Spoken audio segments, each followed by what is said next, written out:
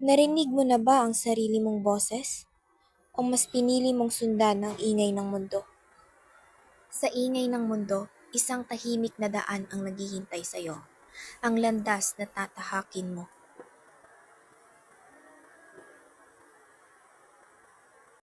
Sa mundong maingay na puno ng sigawan, boses ng iba ang laging pinapakinggan. Takbo rito, takbo roon, tila walang humpay.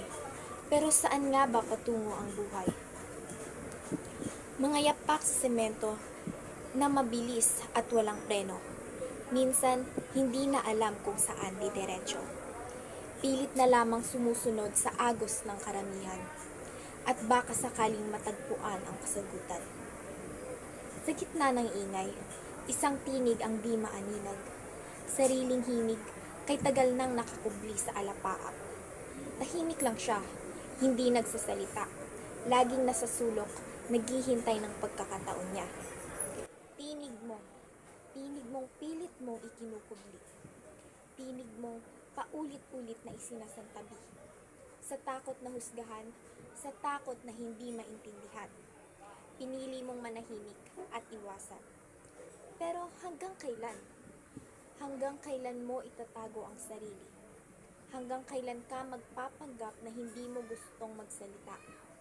Hanggang kailan mo babaliwalain ang sarili mong halaga? Tumingin ka sa paligid. Hindi mo ba pansin? Lahat sila may kanya-kanyang direksyon. May kanya-kanyang landas din. Bakit mo pipiliing maglakad sa yapak ng iba kung may sarili kang kwentong dapat mong ipinta?